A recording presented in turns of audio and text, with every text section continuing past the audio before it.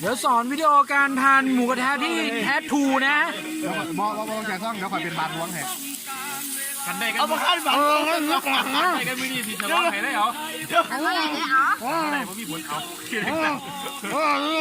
อะไรของมึงเนี่ยมันจะบันเขามาแล้วบันเขา อะไรเนี่ยอ๋อ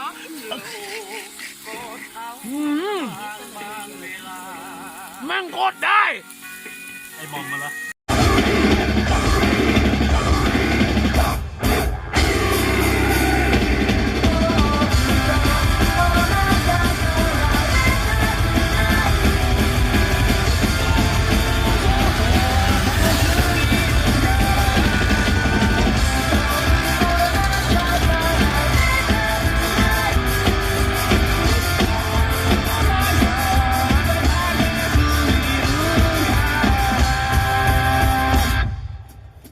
ปั่นซิ่งกินเที่ยวสวัสดีครับผมยินดีต้อนรับเข้าสู่ช anel เติม1 by My Story ยับนะหลังจากห่างกันไปนานมากก็จะกลับมาถ่ายบล็อกอีกแล้วโดยใช้มอไซค์ในการท่องเที่ยวนะฮะก็เดี๋ยวใช้คันนี้นะครับผมเป็น Yamaha XSR นะครับ155cc ในการท่องเที่ยวพวกนี้นะครับก็เดี๋ยวใส่ชิวหน้านะครับผมตัวนี้แล้วก็พวกกระเป๋าพวกนี้ฮะก็มีเต็นท์มีถุงนอนนะครับกระเป๋าแล้วก็นี่อุปกรณ์กาแฟเดี๋ยวเอาไปเท่าที่จำเป็นนะอันนี้แต่งรถก่อนนะครับ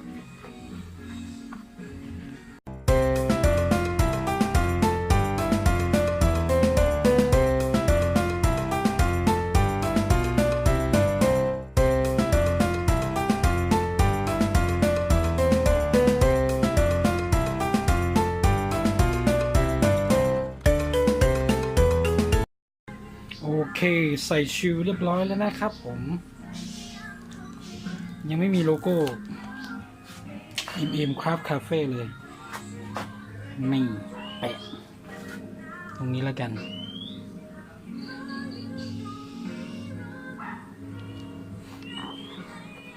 ไปแดกที่ไหนก็จะเอาติ๊กเกอร์มาแปะนะครับอันนี้ก็มี Justice นะฮะมี RJ8 อันนี้เป็นของร้านตัดผมนี่ของมาตัวเอง 154.7 ครับผมแล้วก็โลโก้ AR อุดรธานีครับนี่แคป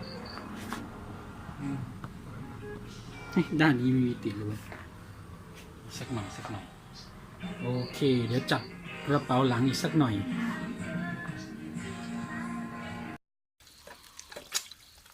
ก็ตื่นแล้วนะครับอาบน้ำแต่งตัวเรียบร้อยแล้วเดี๋ยวทานอาหารเช้ากันต่อ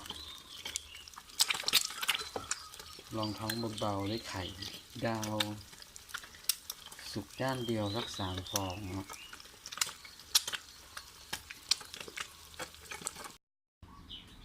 ทำเบาๆนะครับผมก่อนออกเดินทางรถจอดอยู่แล้วรถผมก็พร้อมแล้วนะครับไต่ชิวหน้าสัมภาระข้างหลังรองเท้าแตะแล้วเดี๋ยวมีไปเดินเล่นที่น้ำตกด้วยเดี๋ยวได้เล่นน้ำนะครับแล้วเดี๋ยวรออีกคันหนึ่งครับเดี๋ยวช่างหญิงมาเจอกันที่นี่แล้วก็เดี๋ยวไปรวมกับคันอื่นที่ปั๊มปตท.นาดีนะครับก็สำหรับทริปนี้จุดหมายปลายทางอยู่ที่อำเภอภูเรือนะฮะระหว่างทางก็จะพากินไปเรื่อยๆนะไม่รู้เหมือนกันว่าอะไรตรงไหนอร่อยนะรายการแดกไรเดอร์ก็จะพากินไปเรื่อยๆแล้วกันโอ้เฮียกูหัวร้านชิบหายเลยเดี๋ยวไปเจอกันที่ปตท.นาดีครับก็สมาชิกทั้งหมดกี่ลำวะเนี่ย6 ลำ 7 คนอันนั้นเกี่ยวไหมไม่เกี่ยวแล้วมันจะไปด้วยอ๋อนี่จะไปด้วยใช่ไหม MT05 เอาพอดีเอา อ๋อเฮ้ยเมื่อกี้รถคูโบต้าปาดหน้าฮะปาดหน้าอยู่ไหนใช่ไหม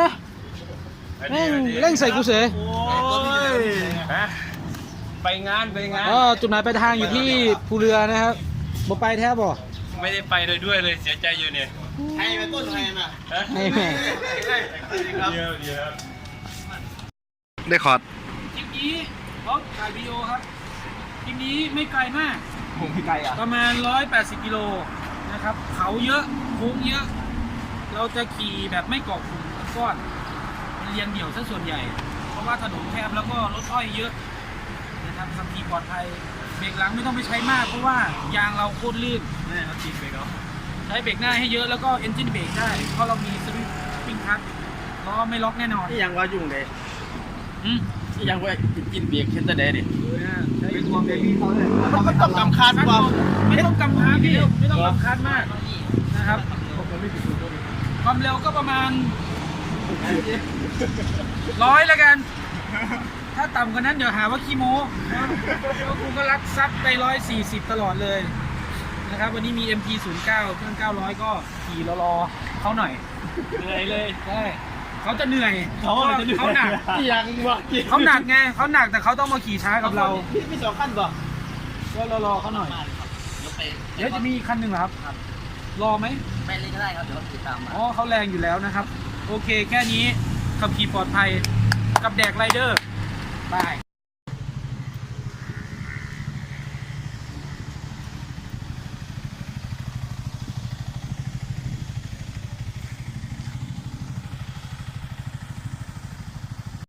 ตอนนี้ก็มาอยู่อำเภอนาวังแล้วนะฮะค่อนข้างอันตรายนะทำถนนล่องข้างลึกมาก เดี๋ยวจะไปหาอะไรกินกันที่วังสะพุงนะครับอยู่ประมาณ50กว่ากิโลก็น่าจะไหวๆกันอยู่นะครับจะได้เทปนี้แดกอย่างเดียวนะบอกเลยไม่ได้เน้นขี่เท่าไหร่โอ้อากาศดีมาก ขาวด้วยนั่นไงขาวๆ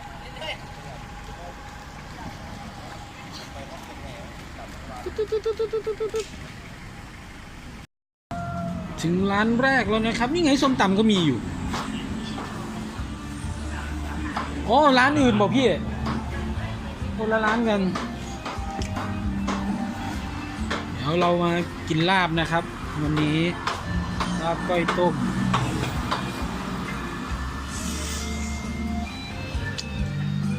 น่าอร่อยมากน่าอร่อยมากข้าวมาแล้วนะครับอ้าวเสิร์ฟหน่อย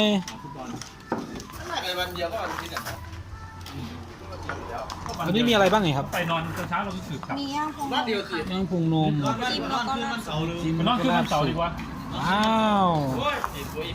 ผมได้ตามไปคืนเสาร์ อาหารอีสานนะครับอาหารอีสานนะครับผม ตอนเย็นๆนั่นแหละ อันนี้ไปสั่งเพิ่มมาอย่างละ1แล้วใช่ไหม ไม่อยากให้รู้ว่าคิดว่าใช่เราอยากไปก่อยครับตุ่มมันป่ะเกิดลูกก่อนได้ อ๋อเหรออันนี้มาเพิ่มมาอีกอย่างละ1นะครับ เพิ่มมาอีกอย่างหนึ่งการเนาะ จิ้มนะครับลวกจิ้ม ใหญ่มัน30แล้ว ลาบสุกครับผม ว่าเราน่าจะบ่าย2เลยเนาะเดี๋ยวก็ถึงแล้วนี่ว่าจะทำอะไร ก้อยดิบนะครับผมอันนี้คืออะไรนะ เสือ เดี๋ยวร้องไห้ในน้ำตามัน นมป่ะเหมือนนมมั้ยนี่นมนี่ นี่นมครับผมนั่นไม่มีครับ อันนี้นมอันนั้นไม่มี ไข่ดาว อร่อยไหมครับอาร์ตวันนี้หน้าตามันตื่นยังครับ หน้าตามันสดชื่น น่าเหมือนเมาแก๊สมากนอนเต็ม นอนเต็ม เป็นยามกับนิวฟาตุลาฮะไม่บอกไม่รู้อ่ะ จบไปแล้วนะครับผมสำหรับอาหารเที่ยงนี้นะฮะผมหมดไปเดี๋ยวเข้าห้องน้ำก่อนเด้อ 1,060 บาท ไปบ่ละ นะฮะ โหลดของผู้บ้านแล้ว ไม่ค่อยอร่อยเท่าไหร่เลยดูสิ หมดเกลี้ยงอายกินแล้วก็มัว โอ้ก๋วยเตี๋ยวข้าวเหนียวติ๊บเดียวนึง เดี๋ยวไปต่อตรงเดี๋ยวไปถ่ายรูปเล่นตรงโค้งร้อยศพกัน รอก่อนได้ไหมพี่ ลูกเดี๋ยวก็มีของหวานเสี่ยว อันนี้ก็มาถึงโค้งร้อยศพแล้วนะเดี๋ยวแวะถ่ายรูปเล่นๆกันก่อน เดี๋ยวก่อนรักษาก่อนเก็บไว้อยู่ มันเอียงมากเลยอ่ะ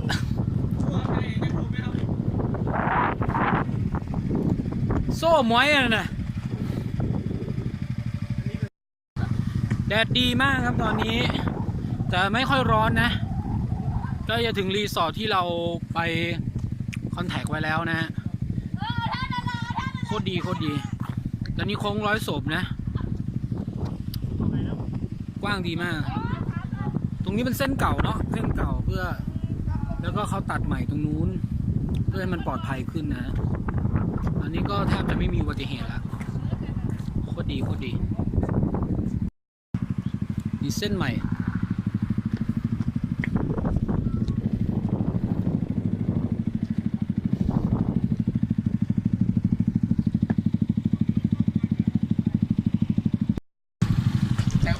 ได้ระเบิดลูกกู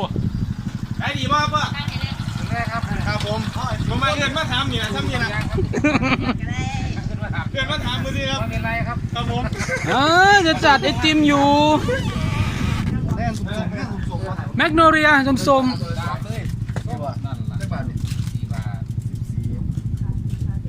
แมกโนเลียเอาใครเอาไอติมครับจัดเลย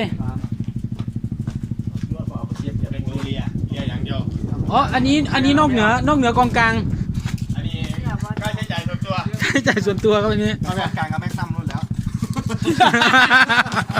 อันนี้พี่อัก พ่ออยู่เวียดนาม เป็นไงบ้างครับทริปนี้ ก็ครับ สุดยอดเรื่องตึบมากทีนี้โคตรเวียนหัวเลย จัดดาพี่ เฮ้ย เรายืนไม่ตรง ไหนเลียไอติมให้ดูหนะครับโอ้โหเร็วมาก แบบทางขยะตรงนี้ ทริปกินนะครับผมแดกไอติมฮะ พอผมเป็นเนียนเดทเทคเกอร์อยู่ดูซีกันเนาะเป็นวาวันนี้ มีสัดส่วนมีตอนนี้มีสัดส่วน มีข้าวไม่กินหวานสันดานไพ่ เดี๋ยวลอง อีกก้าวออก อย่างนี้เดี๋ยวโต ถึงแล้วนะครับผมไล่ภูผาสักนะครับ อยากว่าอย่างนี้เดี๋ยวโต เปิดหัวแล้วหัวสิงเลยครับตอนนี้ เบียร์นี่เดี๋ยวโตก็ต้องความร้อน นี่คือที่พักของเราคืนนี้นะฮะเต็นท์5 หลังสบายๆ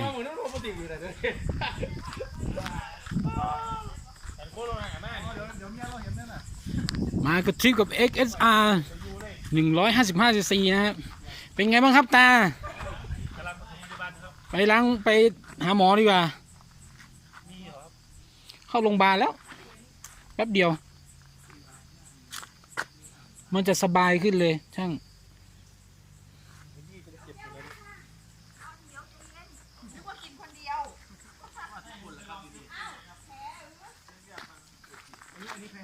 หลับสบายครับอาจารย์ก่อนกินยังไงนะครับ เอาป้อนหน่อย กินสตรอเบอรี่โอ้ โอ้เดี๋ยวเมียเห็น แบกเม่ได้เรียกพองยังเดียว มันเข้ากับเบียร์ตรงไหนวะสตรอเบอรี่ เข้าครับเข้าเป๊ะเลย เขา จัดเลย กินมาสุดๆเลยได้หนูไปขอมา งับอื้อหือ อยากกินอะไรอยากกินอะไร เป็นไงบ้าง ปลูกเอง ผมก็ปลูกเองไหน เย็นฉ่ำชื่นใจ เอาไว้ท็อปหน้าไอติม นี่ หน้าเค้กเฉยๆไม่ได้ นี่เป็นของไร่ภูผาสักนะฮะปลูกเอง อันนี้ก็ปลูกเองปลูกเอง แก้มไว้นี่ไม่ยอมบอกพี่อย่าว่ากันเด้อ หืม ไอ้นั่นผิดใช่ไหมพี่ ใช่คนนั้นละผิด อร่อยมาก เวลาเป็นเดือนแล้วนะ หวานมากอะ กินว่าเป็นเนี่ย แล้วทำไมมันอร่อยวะ เดือนแบบมีวิธีคิดอะไรทำไงนะอาจารย์ ก็นะครับเกิดอุบัติเหตุนะครับ ความรัก ถ่ายรูปให้หน่อย ความรักเข้าตานะครับ ลืมไปนะครับ ไม่ใช่ดูหมาเสืองกันบ่ มันเป็นต่อได้ด้วย นะครับผม มันเป็นต่อได้จะไหนวะเบิ่งมาซึ่งกัน มุกเดียวครับ เนาะ เข้าเลย เกี่ยวดัง มันอยู่ข้างนอกคือมันมาขอเข้าไปอยู่ลองหยอดเข้ามาตีตาเยอะๆที่เราหยอดได้ แง่งเรา อันนี้คือนี่อบแห้งนะครับ อบเย็นนะ ใช่ลองจริง อบแห้งประมาณแสงอาทิตย์ อันนี้จะมีอะไรบ้างครับพี่หวาน ตามฤดูกาลในนี้ก็จะเป็นเดาเอาซิ อ้อย ผมกินเขียว กีวี มีกีวีมะละกอสับปะรดแอปเปิ้ลมะขามกล้วย ส้มแอปเปิ้ลมะละกอเกี๊ยวก็ เยอะตามฤดูกาลต้องกินหลาย ๆ อย่างรวมกัน มีเล็บแมว ค่ะ เล็บแมว มีขนุน มี เล็บ ทุก แม อย่าว ง ก็มี ขนุน สุดทีมงานแบกไรเดอร์นะครับ วันนี้ อันนี้เขาเก็บอะไรครับ เขาเก็บเห็ดหอม อันนี้ทำเองนะ อืม อันนี้สับปะนัด ใช่สับปะรดเอ้ยโอ้ย สับปะรด สับปะรด มันคือ เป็นยังไง เขาเรียกว่าเมนูอะไรฮะ มัน ชื่อมันก่อน ลาบ มันอร่อยหอม ลาบอะไร ไหม หอมเจียวหอมมาก อร่อยจ้าหนู ลาบอะไรครับ ลาบเป็ด กินแล้วจะไปจนเขาคว้าจะกินไม่ได้หรอก กินจนหมดแล้ว เนี่ย ทานไป มั โร น งพยาบาล จะกินข้ามเดียวเมื่อกี้นี่ ทานไปโรงพยาบาลไหม เป็นอะไร คำเดียวไม่ตายหรอก ยังตายนี่เนี่ย แม่ลูกอ่อนให้แพ้ ไม่ เอาสักมาบังเหรอ แค่ไม่กินเฉย แพ้ไหม ๆไม่แล้วมันไม่ใช่รสชาติลาบไงพี่หวาน มันเป็นรสชาติที่อร่อยอีกแบบหนึ่ง อะไรวะ ลาบเป็ด ลาบเป็ด คือประเด็นที่ตกใจคือมันมีเกี่ยว มีหอมเจียวหวานๆกลมกล่อมอูมามิ เห็นแม่ลูกอ่อน แต่แบบ เพราะลาบมันต้องมีเปรี้ยวหน่อยอะไร ใช่ ประมาณ อ่ะถ้าคนที่นี่จะไม่ค่อยทำเปรี้ยวเนาะ อืม ถ้าลาบที่ทางอีสานใช่จะไม่ค่อยเปรี้ยวมาก มันไม่เปรี้ยวเลย เอาไหมไม่เอา ไม่ มันอร่อย มันอร่อยนะ มันอร่อย แต่เราเถียงกันอยู่ว่ามันสูตรไหนวะ มัน คือตอนแรกผมเห็นผัดไงใช่ไหม ใช่เป็ดต้องผัดเป็ด ผม ต้อง เห็นผัดอยู่ ผัด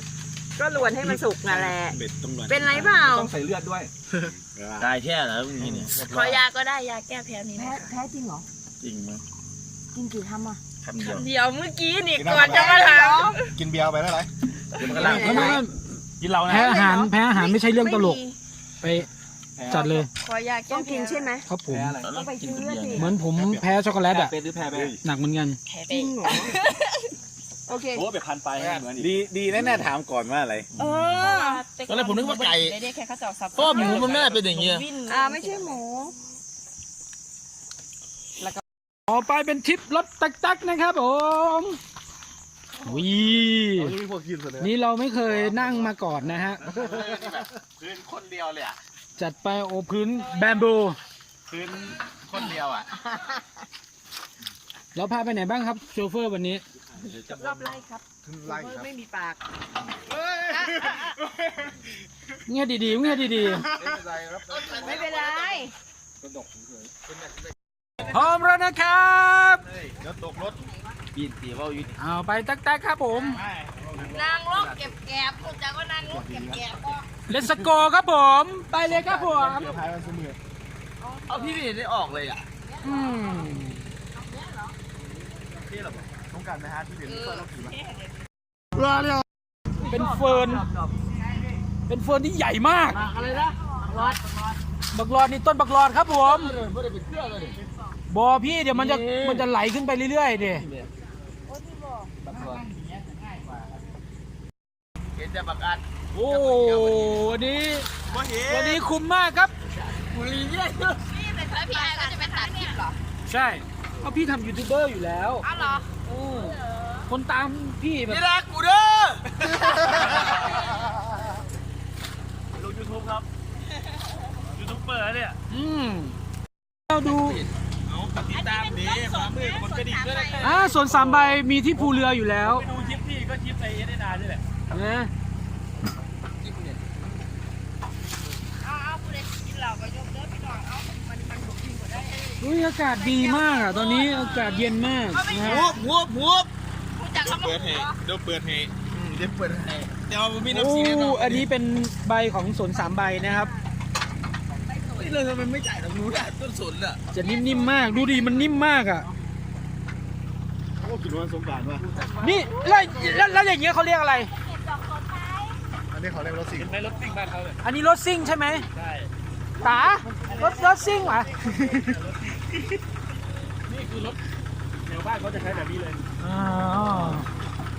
คนนะครับไม่เห็นหรอกในกล้องอ่ะ กระดิ่งเนาะ นี่เป็นต้นสวนสามใบนะครับ คิดมัดนี่ มันมี2 ใบ 3 ใบอะไรก็ไม่รู้นะ มันอยู่สามใบมันอยู่ในช่อ นี่ได้มาแล้ว หมอเร็วหมอเร็ว อยู่ที่ร้านก็มีชอบเบลเลอร์ เดี๋ยวตามลงไปเรื่อยๆนะครับกำลังสนุกกันมากเลยตอนนี้ จะพาลงไปนี่ไง มีสับปะรดด้วยนะฮะโอ้โหสตรอเบอรี่นะกินเมื่อกี้อ่ะอ้าวนี่เป็นไร่สตรอเบอรี่นะฮะ อย่าย้ำเด้ออย่าย้ำแข็งเด้อ ในยำแปลงเพื่อเด้อไอ้เหนียง ปลาส้มอยู่ในปลา พี่ไอ้มาป่ามีมาป่าด้วย ไหน นั่นไง มีหมาป่านะครับวิ่งหรือแมววะตัวใหญ่แล้ววะ ถ้าแมวก็เสือแล้วพี่ ที่น้ำตกนะครับ หมดยัง เดี๋ยวจะดับตกเลยลงไปได้นานแจ้ เข้าได้ไปโอ้พี่พี่อยู่แถวนี้พี่ก็ กูถ่ายมึงไว้พอดี แน่หมาป่ามาต้อนรับได้เห็นไหม โอ้มีหมาป่าด้วยนะครับ หมาป่าอะไรครับพี่ ตัวเตี้ยถึง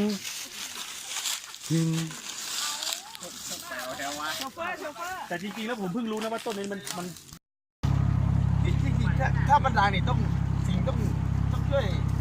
เขาเรียกว่าอะไรมีเงินไหมเราเกิดจากพวกเจ้านี้เองมีพี่เนาะ ตอนนี้เป็นหมูกระทะไทม์นะครับน้ำจิ้มอร่อยมากบอกเลยน้ำจิ้มแม่งโคตรดี ไม่บอกกันก่อนวะ อีหลีพี่อีหลี ชิมเหรอ น้ำ ก็ จิ้ม เป็นเหล่าเด้อค่ะอย่าลิ้นเด้อขอลองหลาย ร้องหนึ่งเอา แอคชั่น จะมาสอนวิธีแดกหมูกระทะแบบเกาหลีนะเอามึงต้องเอาผักแบบบานๆเงี้ย มึงคือใครอ่ะ บอกพวกมึงเลยแหละพวกคนดูอัดปากเข้าไปอย่างนี้นะ อัดปลายเข้าไปก่อนใช่ไหม แล้วก็เอาตัวกอง เป็นคนน่ารักเลยว่ะกินมาสิ ง่วงโคตรเลย ๆนึ่งมาแล้ว เป็นไงครับเป็นไงครับ กินเลย วันกินเขา ตอนแล้วกูจะจุก หลอดเฮ้ยอาจจะได้ก็ได้นะเว้ย แมงกล้องมัวเยี่ยตอนนี้กำลังปาร์ตี้กันเยี่ยเลย ซ่าสิแบบสัสๆไม่ค่อยมั่นใจนั่นแหละ ทำเยี่ยอะไรกัน กินเข้าไปตำดังไป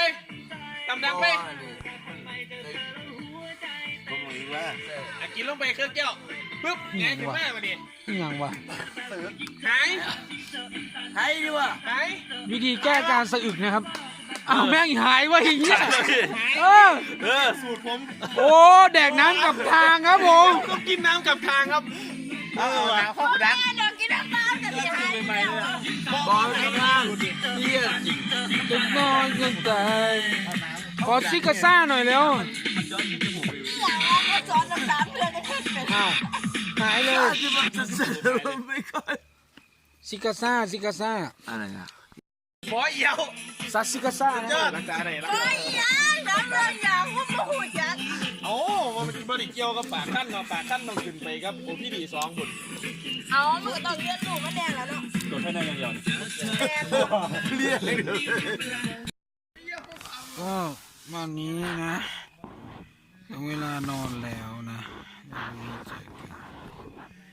คลิปนี้ยาวมากบอกเลยอันนี้ไม่ได้เมานะแค่มึนๆง่วงนอน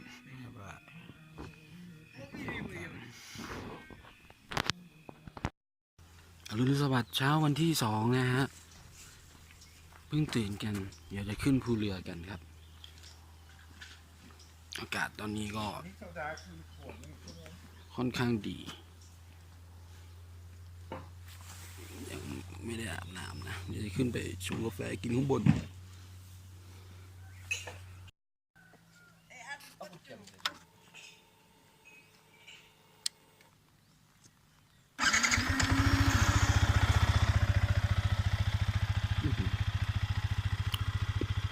ตอนนี้นะกำลังจะ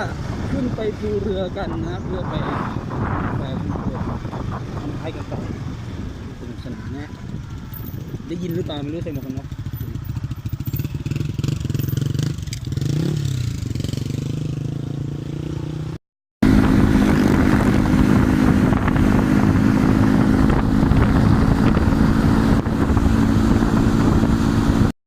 เดี๋ยวจัดการในกองกลางก่อน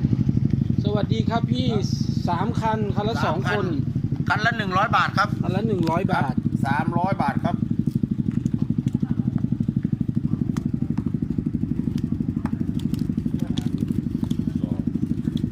ไม่เดี๋ยวจ่ายเอากองกลางจ่ายไปก่อนก็ได้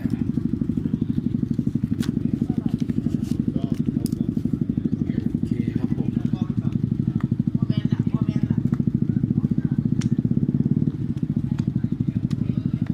เช้านี้คนเยอะไหมครับพี่ ครับ ครั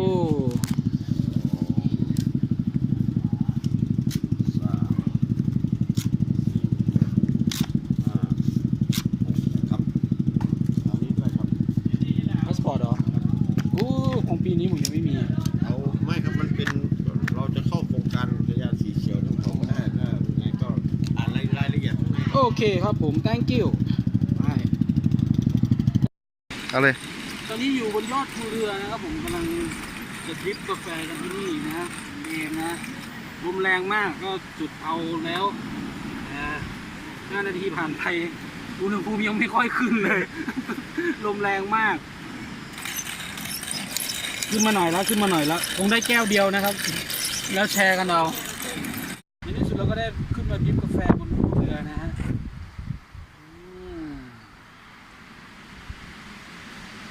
หรือว่าขอภาพนิ่งแบบโอ้จริงๆมันต้องเป็นเซรามิกมันจะเก็บความร้อนได้ดีกว่าแต่นี่มาเดินทางไกลต้องใช้ชุดที่เป็นพลาสติก เพราะมันหนักบอก เพราะกลัวมันแตกอันนี้ก็กลัวมากอย่าหกเด้อมึงอย่าหกเด้อนี่หกเด้อดูสายน้ำไหลนะครับมันใกล้ๆเนี่ยมันใกล้ๆเนี่ยมาเบิ่งก่อนมันไหลเนี่ยนี่นะครับต่อนะครับ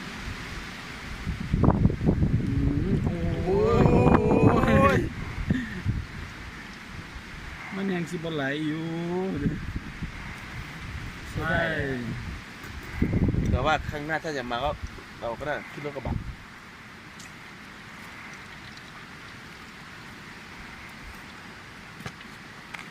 ก็อาจจะเป็นงานที่ยังดีเนาะ แล้วฉันก็ได้มาดิฟกาแฟข้างบนนี้นะฮะดิบบนเมฆร้อน ลวกปากไอสัตว์กวางเขาเนี่ยครับ มาเลยค่ะขอบคุณ ดี ค่ะ ต้อนรับเป็นอย่างดี ค่ะ อยากให้ดีทุกอย่างดีหมดเลย อ่า มีความสุขมากๆในคลิปนี้ ค่ะ นี่ก็ถ่ายรูป สุดยอดครับ ก็จบลงไปแล้วนะครับสำหรับทริปภูเรือไล่ภูผาสักไว้เจอกันทริปหน้าฟ้องหัวชิบหายจบไปกับน้องเอิร์ธนะจ๊ะ ไม่เกี่ยวอะไรกันกับเอิร์ธ บ๊ายบายไว้เจอกันใหม่